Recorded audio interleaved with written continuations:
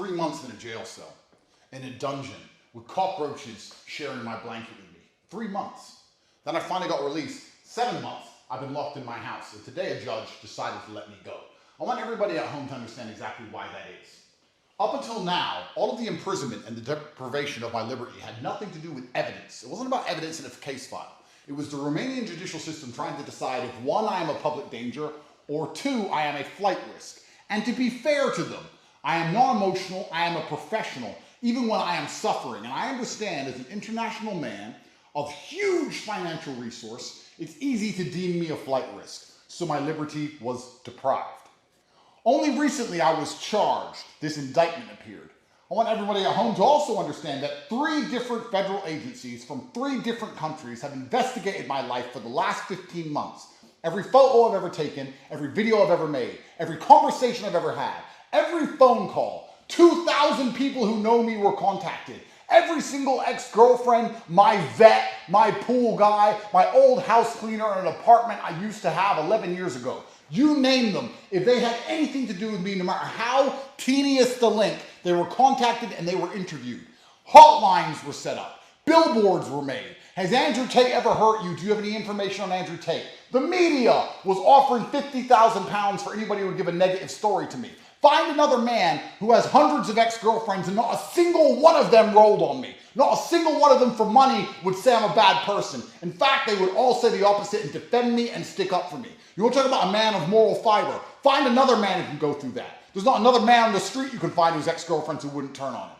The media, all over the news. Andrew Tate's the worst man that's ever been. Andrew Tate's a human trafficker. Andrew Tate's a crime boss. He's a crime lord. Andrew Tate has all this money from illicit activities. Every penny I've ever made, all of my bank accounts seized. 15 million euros of assets were taken from me. They've been through every single bank transfer that I've ever sent. All of it, head to toe, to put this indictment together. So when this indictment is finally created, it should be an opera, right? It should be Shakespeare. It should show money transfers, victims, old victims from long ago, videos, pictures, medical records. This indictment should be absolutely bulletproof.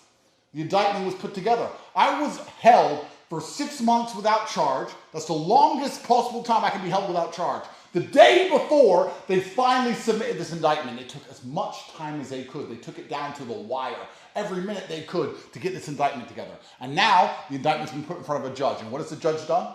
The judge has picked up this indictment, looked at it, and said, this is garbage, let him go. Their bulletproof indictment. After all I just described, they finally put together a document that the judge has instantly said, let him go, this man should not be held. Anybody who believed this garbage, anybody who was insulting me while I sat inside of a jail cell, saying that maybe I am a human trafficker because of some stupid video from 10 years ago, any of these people who once insulted me or refused to defend me because they were scared, and that is the same thing. Don't think I haven't realized a whole bunch of people who are my friends now and on my team now and are now begging me to bring views to their shit podcasts didn't have very much to say while I was sitting in a fucking jail cell. Not very much at all. Don't think I don't know. Me and my team know exactly who was on my team and who wasn't. And I also know what I have done and what I have not done. And God knows the same. It doesn't matter if I get fucked at the end of this. It doesn't matter if I get completely destroyed. It doesn't matter if they put me in jail for life. I know what I have done and I know what I have not done. And I find absolute solace in that. Now I am free. Yes, I will remain free until the trial date when this garbage is finally thrown out and my name is absolutely and utterly clear. Anybody who believes any of this garbage is going to regret it, because I tell you something, Tristan said something to me in that jail cell was completely true. He said, 13 years in the Chateau d'If, and then the world is ours. If you have not read The Count of Monte Cristo, I strongly recommend that you do.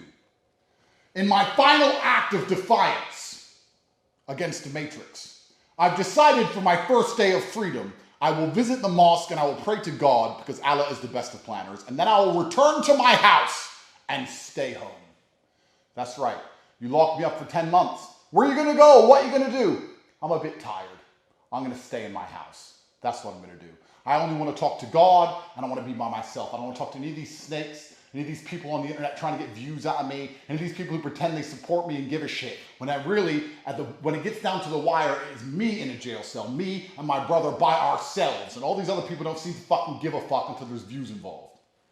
Lies get tired.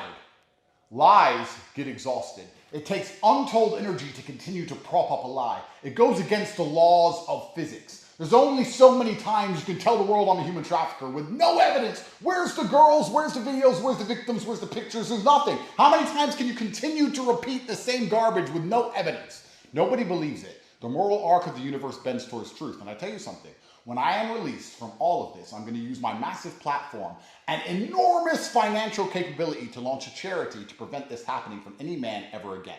This is enough, and it's going to have to stop, and I'm going to stop it.